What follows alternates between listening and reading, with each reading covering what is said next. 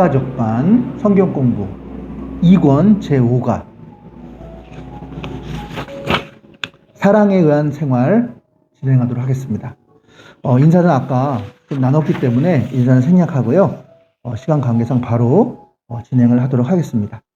오늘 본문의 내용은 요한 1서 4장의 내용입니다. 4장 7절에서 14절 내용인데요.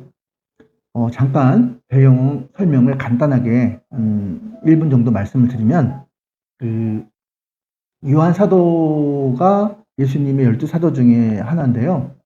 예수님과 함께 했던 그 1세대들이 다 돌아가셨어요. 요한 사도만 남았어요. 그래서 요한 사도가 지금 90세가 되던 그런 나이이시거든요. 그때 1세대가 다 죽고 이제 2세대, 그 다음 세대들이 예수님을 몰라요. 그리고 어떤 예수님이 했던 사역도 잘 몰라요. 그런데 이 요한 사도가 그 2세대들에게 자신의 경험이나 그런 예수님에 대한 그런 이야기를 써서 2세대에게 전달한 내용이 오늘 요한 1서, 요한 2서, 요한 3서, 그리고 나중에는 요한 계시록까지 이렇게 요한 사도가 직접 전달한 내용이에요. 그 1세대 때 그 뜨거웠던, 불타올랐던 그 믿음을 그 2세대, 자녀 세대죠. 자녀 세대들도 똑같이 불타오르기를 바라는 마음에서 이 요한 90세 할아버지가 지금 요한 1서 4장을 말씀하고 있어요. 그런데 요한 1서에서 반복을 한 내용이 두 가지가 있는데요. 첫 번째는 마귀에게 미혹되지 말라라는 말을 2번 말씀하셨어요. 미혹되는 사람이 있었으니까 그랬겠죠. 두 번째는요, 서로 사랑하라 라는 말씀을 3번 반복하셨어요. 마귀에게 미혹되지 말라는 2번 하셨는데 서로 사랑하라는 말은 3번이나 강조하셨거든요. 그러니까 사랑이 굉장히 중요했다는 그런 뜻일 것 같습니다. 오늘 본문의 4장의 말씀이 결론부터 말하자면 서로 사랑하라. 이것이 바로 오늘 요한 사도가 우리에게 주시고자 하는 메시지라는 것입니다. 그럼 조금 더 깊이 있게, 그럼 사랑은 어떻게 할 것인가? 사랑은 어떻게 하는 것이 정말 사랑인가에 대해서 형제님들과 함께 나눠보도록 하겠습니다. 먼저요, 요한 1서가 우리에게 말해주는 사랑은 어떻게 할 것인가 돼요. 첫 번째는요, 그 사랑이 나를 통해서 나타나야 한다는 거예요. 하나님은 사랑이시죠. 그래서 하나님의 역사로 서로 사랑하게 되는 거, 그건 뭐 당연한 거죠. 하나님이 사랑이시니까. 그런데 오늘 요한 사도가 그 2세대에게 당부하고자 하는 말은 그 사랑이 바로 너희들을 통해서 하나님의 사랑이 나타나야 한다라는 말이에요. 우리를 통해서, 집사님을 통해서, 형제님을 통해서 하나님의 사랑이 보여야 돼요. 오늘 그 말씀이에요. 마태복음 14장 23절을 보니까요, 무리를 보내신 후에 기도하러 따로 산에 올라가시니 저물매 거기 혼자 계시니라, 이렇게 말씀하고 있습니다.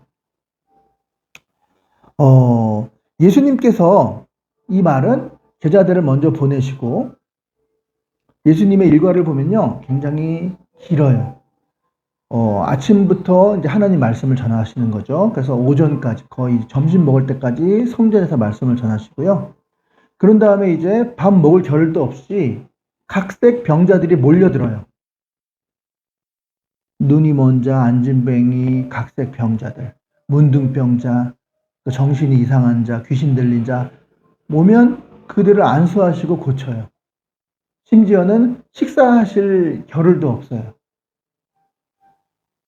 하나님 말씀 오전에 전하시고, 또 병자를 고치시고, 또 말씀을 전하시고, 또 병자를 고치시고.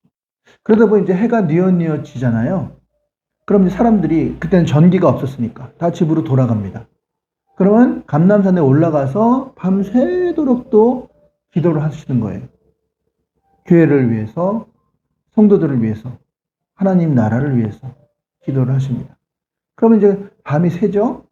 그럼 밤이 새면 또 성전에 나가서 말씀 전하시고, 밥 먹을 겨를도 없이 말씀 전하시고, 그리고 병자를 고치시고. 이게 예수님의 일거예요. 근데 지금 마태복음 14장 23절의 말씀은요, 예수님께서 혼자 기도하실 때 일이에요. 밤이에요, 밤.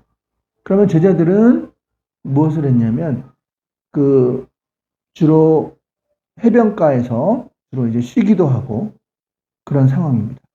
그리고 또, 배에 어부 출신들이 많잖아요. 베드로와 야고보와 요한과 이런 사람들은 어부잖아요. 주로 예수님께서 말씀을 주로 어디서 많이 전하셨냐면 배가 이렇게 있으면 배 위에 올라가셔서 말씀을 전하시고 그리고 해변가에 사람들이 모여서 앉아서 그 말씀을 듣고 이런 형태예요. 배를 타고 있었던 모양인 것 같아요. 예수님은 육지에 내려서 기도를 하고 계셨고요. 근데 이제 이 어부 출신인 이 제자들이 배를 타고 가는데 갑자기 갈릴리 바다에 풍랑이 인 거예요. 그래서 배가 막 출렁출렁 뒤집어지고 하기 직전이에요. 그때 이제 예수님이 계신 걸 보고 예수님 살려주세요 하는 내용이에요. 그때 예수님께서 기도하시다 말고 뛰어가서 물 위로 걸어요. 그 바다 가운데 있는 제자들이 풍랑을 만난 그 배를 향하여 물 위로 막 걸어가고 있어요. 그런데 배가 막 뒤집어지기 직전이에요. 그때 베드로가 예수님이시다 하면서 바다로 뛰어들어요. 그래서 바다를 막 걸어가는 그런 내용이에요. 바다를 걷는 방법 인터넷 보니까 쉽게 말하더라고요. 오른발이 빠지기 전에 왼발을 떼고 왼발이 근데 진짜 베드로가 걸어서 예수님께 가는 거예요. 그러다가 예수님만 바라봤을 때는 아무 문제가 없었는데 예수님 말고 주변의 환경을 보기 시작한 거예요. 내가 지금 뭐 하는 거지? 그때 빠졌어요. 그래서 다시 예수님께서 베드로를 건져주셨어요. 그게 마태복음 14장의 내용이거든요. 예수님은 그 제자들이 위급한 상황에서 그들이 어렵고 힘든 상황에서 그들을 건져주시기를 원하셨고요. 무슨 일 하든지 그냥 달려가서 그들을 구출해 주시는 그러한 예수님의 사랑을 보게 됩니다. 오늘 7절과 8절에 내가 이렇게 너희들이 위급한 상황에 발벗고 달려갔듯이 너희들도 너희의 도움이 필요한 자들에게 계산하지 말고 달려가서 그들에게 너희의 사랑을 전했으면 한다 하면서 사도 요한이 말씀을 해주고 계십니다. 7절 8절에 보니까요. 우리 7절 우리 형제님 한번 읽어주시면 감사하겠습니다. 요한일서 4장 7절 집사님이죠. 7절 8절 두 절을 한번 읽어주시면 감사하겠습니다. 네. 사랑하는 자들아 우리가 서로 사랑하자. 사랑은 하나님께 속한 것이니 사랑하는 자마다 하나님으로부터 나서 하나님을 알고 사랑하지 아니하는 자는 하나님을 알지 못하나니 이는 하나님의 사랑이십니다. 아멘. 아니 어쩜 그렇게 목소리가 부드러워요? 감사합니다. 너무너무 달달한데요. 스위트한데요. 목소리 너무 좋으십니다. 사랑하는 자들아 이렇게 말씀하시면서 사랑하는 사람은 하나님께 속했으니 사랑하는 자마다 하나님을 알고 사랑하지 않는 자라면 하나님을 알지 못하니 곧 하나님은 사랑이시니라. 하나님은요, 우리 속을 통해서 사랑이 드러나고 서로 사랑하는 그 모습을 볼 때 하나님의 사랑이 너희 안에 거하고 또 너희 안에 임했다. 근데 사랑하지 않는 모습을 보면 하나님이 사랑이 없기 때문에 하나님이 너희 안에 거하지 않는다. 이렇게 알 듯 모를 듯, 알 듯 모를 듯 그런 말씀을 하십니다. 사랑 어떠세요?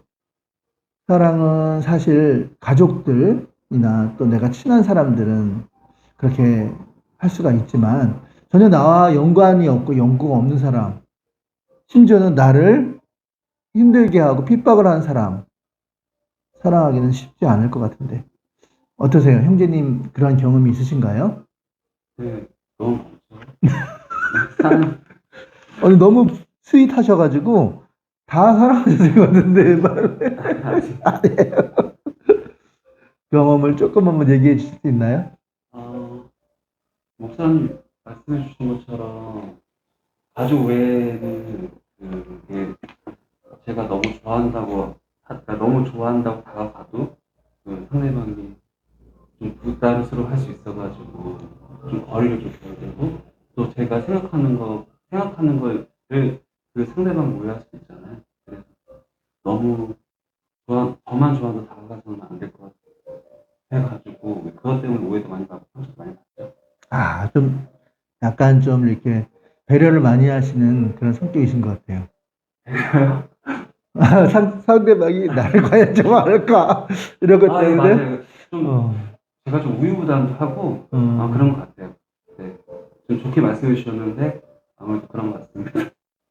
그래도 막 너무 무례하게 하는 것보다는 저는 그런 방법이 더 좋은 것 같은데요. 네. 하나님은 사랑이시기 때문에 우리가 어떻게든지 간에 그 사랑이 우리를 통해서 나타내고 표현되기를 원하신다고 합니다. 그래서 실제적으로 예수님의 제자 중 11명이 순교를 해요.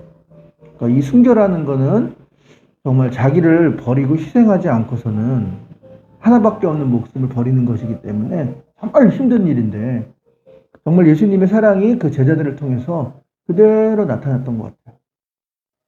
정말 예수님의 사랑, 오늘 7절 말씀처럼 정말 그 사랑이 그들에게 있었던 것 같습니다. 우리도 예수님의 어떻게 보면 제자인데요. 작은 제자인데, 우리도, 이 제자들처럼 그 사랑이 좀 드러났으면 하는 바람입니다. 자, 오늘 이 성경 공부 교재 중에요, 다 말씀을 드릴 수는 없는 것 같고요. 네. 오늘,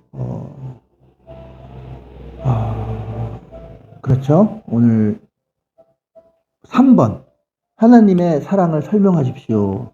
여기에 10절 말씀이 있는데요. 우리 노춘영제님께서 한번 그 10절 한번 읽어주시면 감사하겠습니다.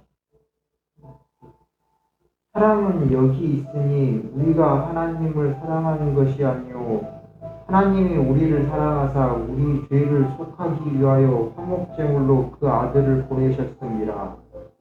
네. 하나님의 사랑을 설명하십시오. 이렇게 되어 있는데요.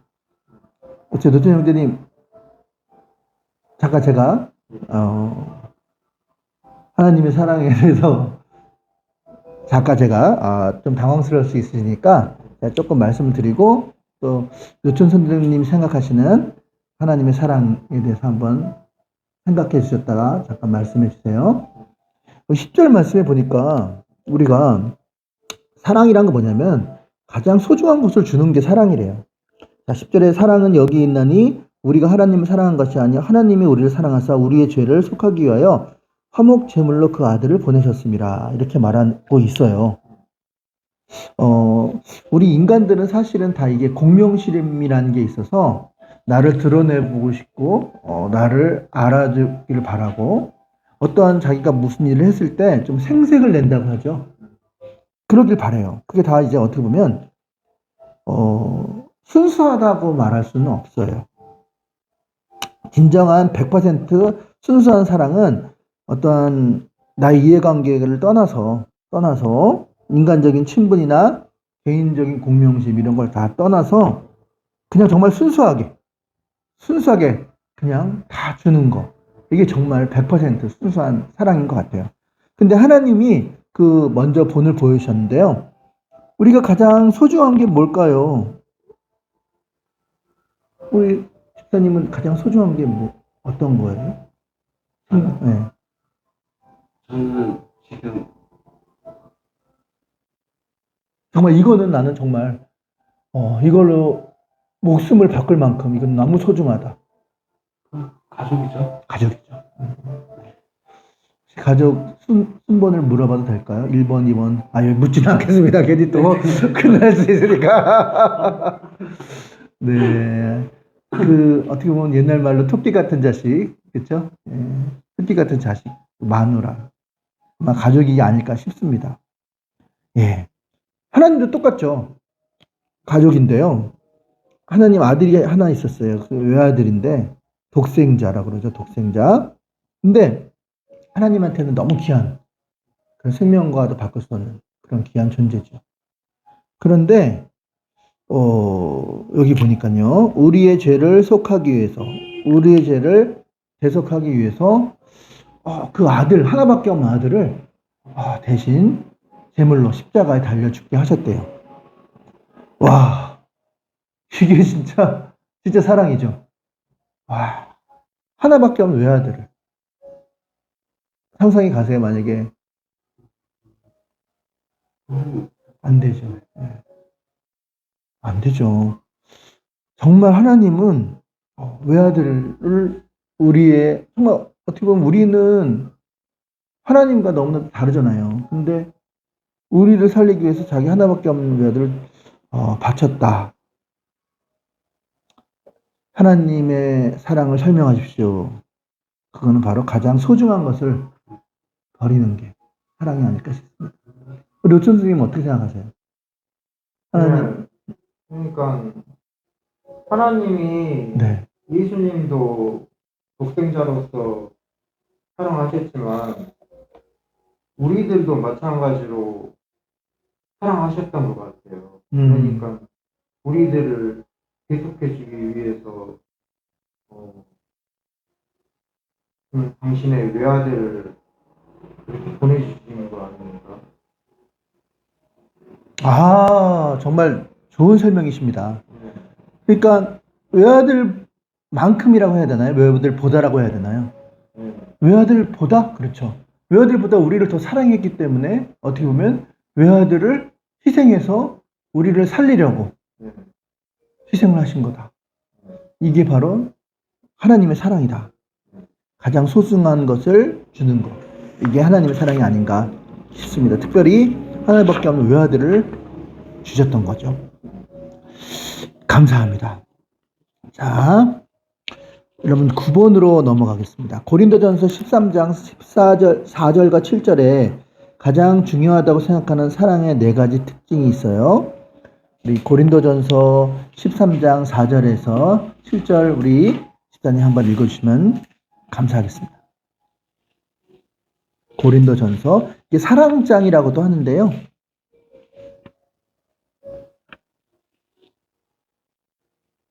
제가 네, 읽어주시면 감사하겠습니다. 네.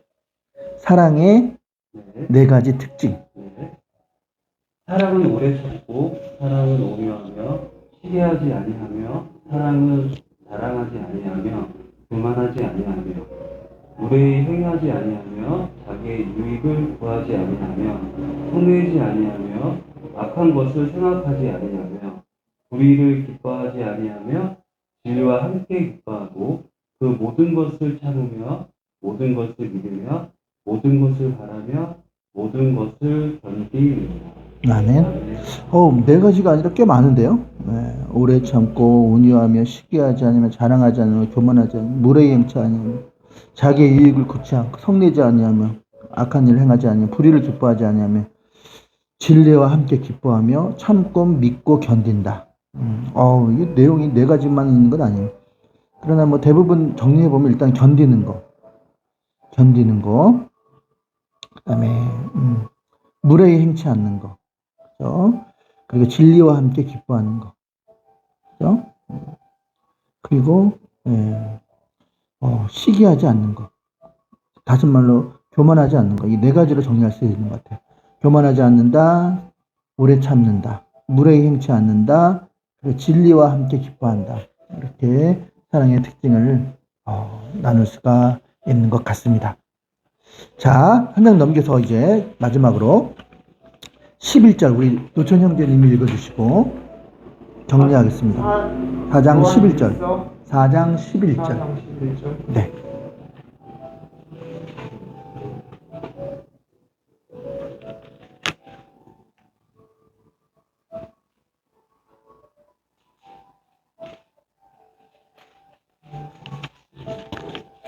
사랑하는 자들아, 하나님이 이같이 우리를 사랑하셨은즉 우리도 서로 사랑하는 것이 마땅하도다.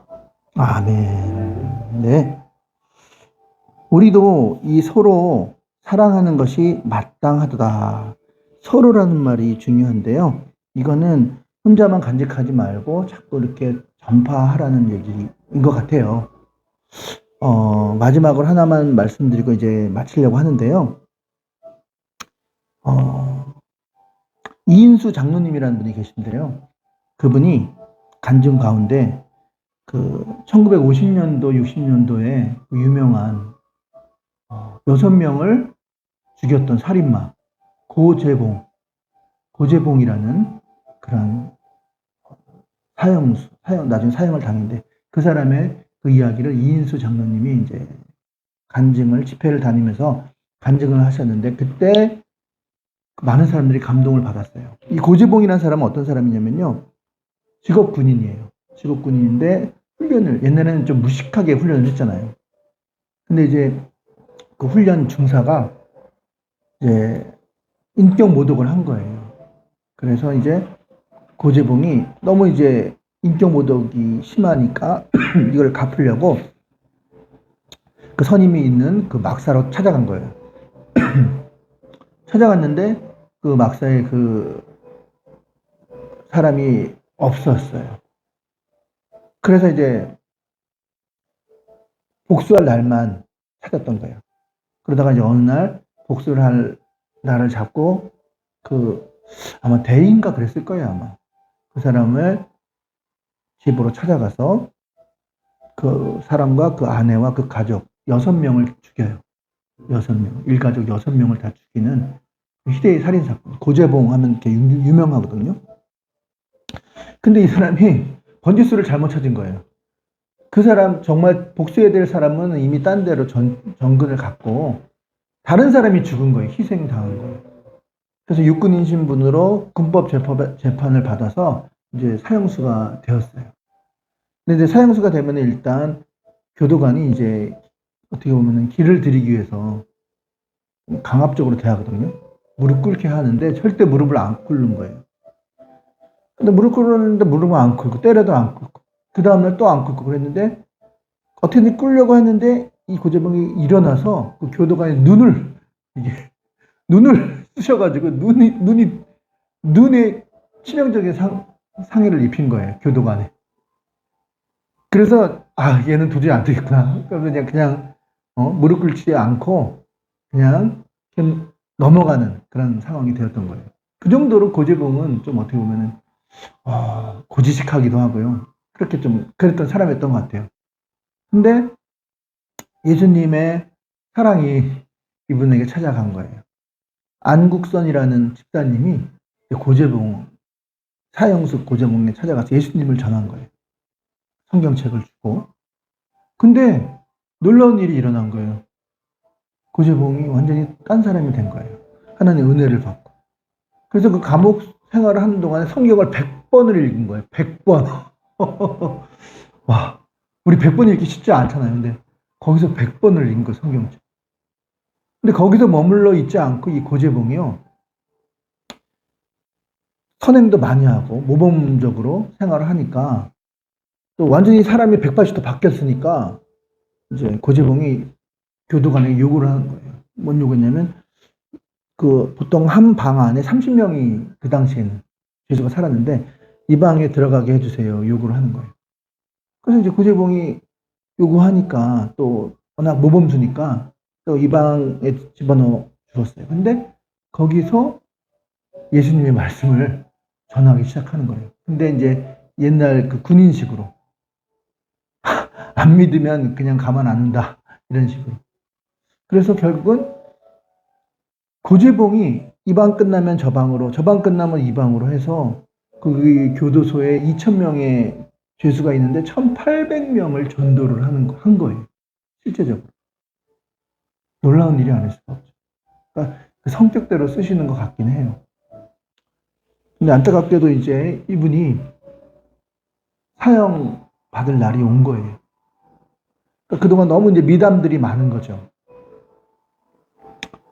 그래서 이제 결국 그날이 오게 됐는데요. 사형을 집행하라고. 군사재판이기 때문에 총살을 해요.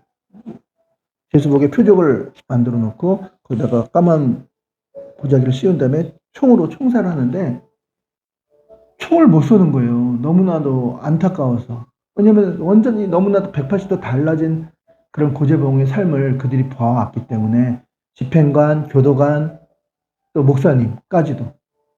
그 목사님이 이제 마지막 할 말이 없냐라고 이제 내가 당신을 위해서 기도를 해주겠다. 하는데 이 목사님이 너무 슬프니까 기도를 못한 거예요. 너무나도 슬퍼서 기도를 못했는데 고재봉이 자기가 기도하겠다고 하면서 그런 얘기를 합니다. 조금이라도 좀 일찍 내가 예수님을 알았다면 내가 이렇게 살지는 않았을 텐데. 누가 우리 마을에도 교회가 있었는데 나한테 예수님 믿으라고 전해준 사람이 한 사람도 없었다는 거예요. 조금만 먼저 믿었으면 내가 이러지 않았을 텐데 하면서 후회를 하더래요. 그러면서 성경책 한 권을 달라고 그렇게 얘기하더래요. 왜 성경책 달라고 하냐 했더니 정말 믿지 않는 교도관, 아주 그냥 생짜인 교도관한테 그 성경책을 주면서 나는 지금 죽어도 천국에 갔지만 너는 예수님을 믿지 않으면 지옥에 간다. 그러니 나는 네가 나를 불쌍하게 여길지 모르지만 나는 네가 더 불쌍하다. 이 성경책 받고 꼭 성경책 읽고 예수님을 꼭 영접해서 나와 같이 천국에서 만났으면 좋겠다. 그 고집센 교도관이요. 나중에는 예수님 믿었다고 하더라고요. 그러면서 사형 집행하기 전에 찬송가를 한 장 불러도 되겠냐. 불러라. 그래서 고재봉이 찬송가를 부르는데요.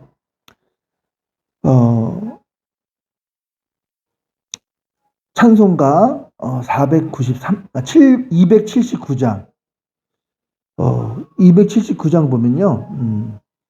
죄인오라 하실 때에 날 부르소서 주여, 이 노래를 부르면서 부탁을 하기를 내가 찬송 부를 때 내가 웃고 있을 때 나를 좀 쏴줘라. 그 총 쏘는 사람한테 부탁을 해요. 주여 내 말 들으사 죄인오라 하실 때에 날 부르소서. 찬송가를 다 불렀는데 총을 못 쏘는 거예요. 울고 있는 거예요. 이 사람이 참아. 그래서 한 장 더 부르겠습니다. 그러면서 493장 하늘 가는 밝은 길이 내 앞에 있으니 속에 근심 밖에 걱정 늘 시험하여도 나는 부족하여도 영접하실 터이니 영광 나라 예수 임금 우리 구주 예수라. 빵빵빵. 그래서 교도관이 가서 머리 부자기를 벗겨봤더니 진짜 웃고 웃으면서 죽었더래요. 우리가 마지막에 사랑의 통로가 되어서 할 일은 이 사랑을, 예수님의 사랑을 전하는 것이 아닌가 싶습니다. 오늘 11절 말씀처럼 사랑하는 자들아 하나님이 이같이 우리를 사랑하셨은즉 우리도 서로 사랑하는 것이 마땅하도다. 이러한 은혜가 사랑의 통로가 되어서 나만 이 사랑을 가지고 있는 것이 아니라 아직도 모르는, 예수님을 모르는 많은 사람들에게 이 사랑을 전하는 저와 우리 형제님들, 집사님이 되시기를 바라겠습니다. 한번 기도하시겠습니다. 하나님 감사합니다. 예수님의 사랑이 우리를 통해서 드러나서 그것이 전파되어서 예수님의 사랑을 모르는 자들에게 전해지게 도와주세요. 감사합니다. 예수님의 이름으로 기도드렸습니다. 아멘. 수고하셨습니다.